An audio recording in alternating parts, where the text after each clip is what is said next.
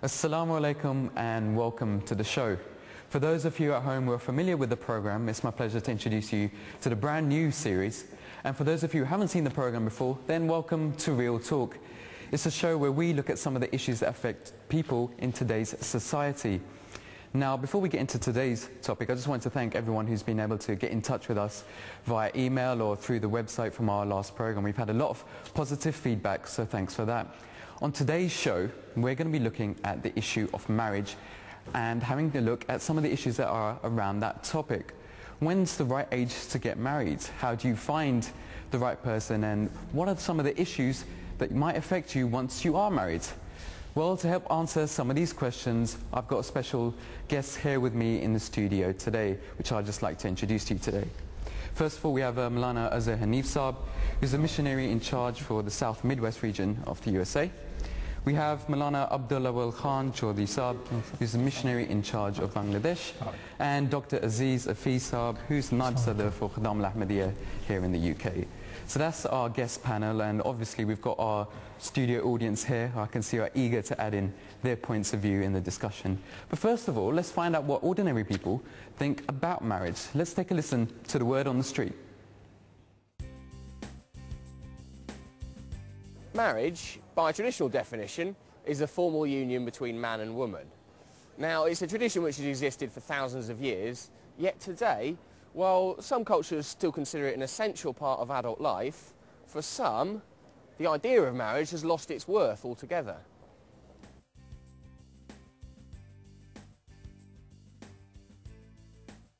So, for a moment, let's ignore the dictionary definition and see if we can find the real meaning of marriage on a personal level. Why do some people consider it so important and yet others disregard its significance altogether?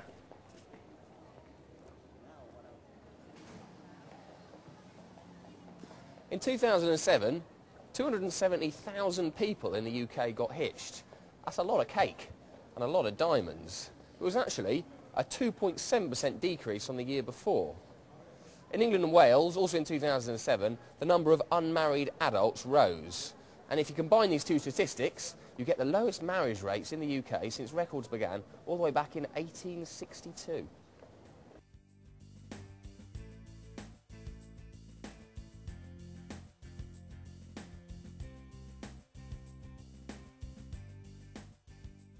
So then, why the decline? Is it a sign of the decrease in moral values of society and the breakdown of the family unit? Or are people just not that bothered about getting married anymore?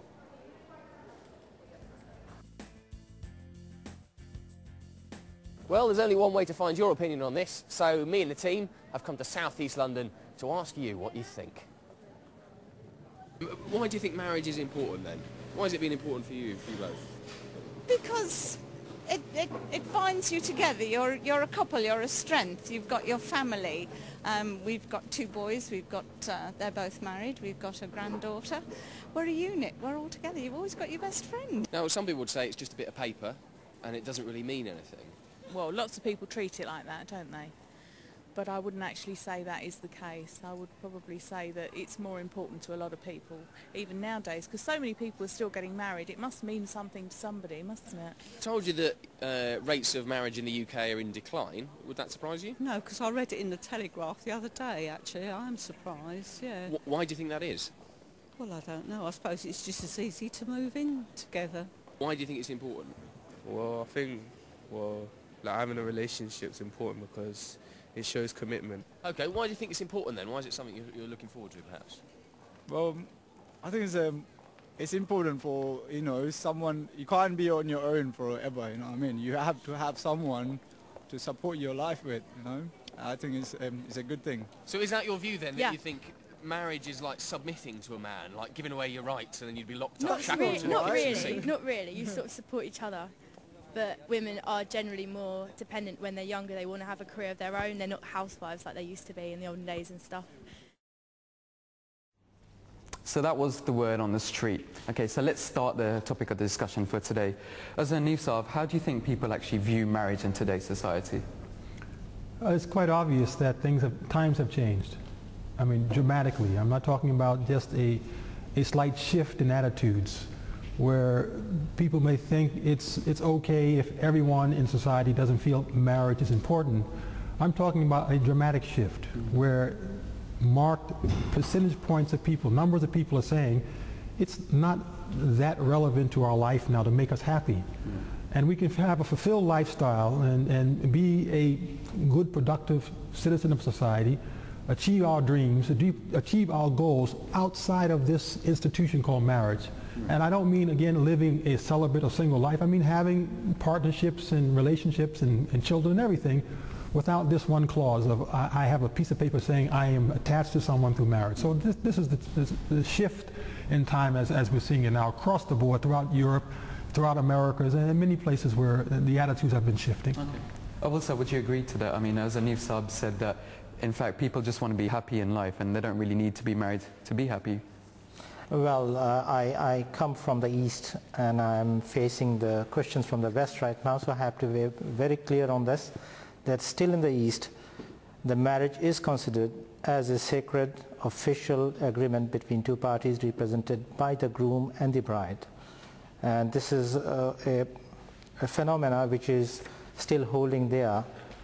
But of course, the trends are there, as Brother Hanif was mentioning, that the trends have started poking in and pouring in, that marriage is not that important anymore as it was seen earlier. So I'm not very much familiar with the Western situation here, but as I have seen the clipping, definitely there are drifting going on right now. Okay, Dr. Saab, why do you think less people are getting married?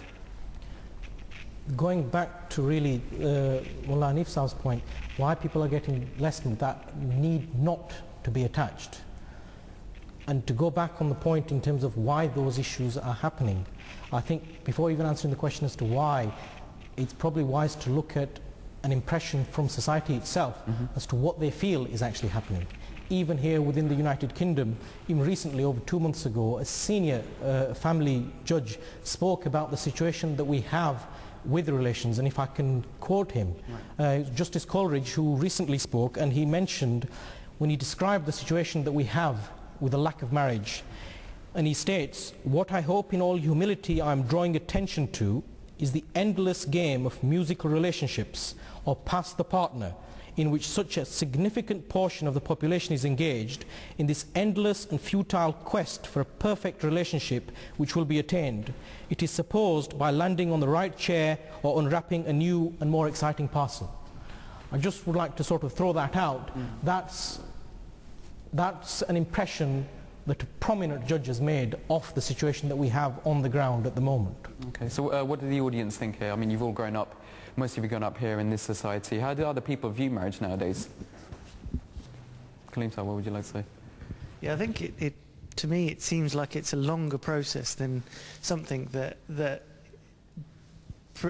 presenting it as a 20th century or 21st century phenomenon. Yes, with the advent of media and the advent of the commercialization of an image of a woman as independent from the family, this has become an ideal, clearly, but its roots are much deeper as far as I can see, because throughout the history of Western media, and if we go back into the history of Western art, for example, you have a long subjugation of women that's represented in art with the objectification of women. Right. A woman is the observed, man is the observer, woman is passive, man is active. And because of these things, it's bound to happen that as soon as women start to gain financial independence, which, the beginnings, the roots of that are really after the First World War and Second World War, they begin to see themselves free. Asaf, would you agree with that? What do you think on that? Well, definitely there has been a shift in society based on these wars. And the war has created an imbalance in society of more women as opposed to men.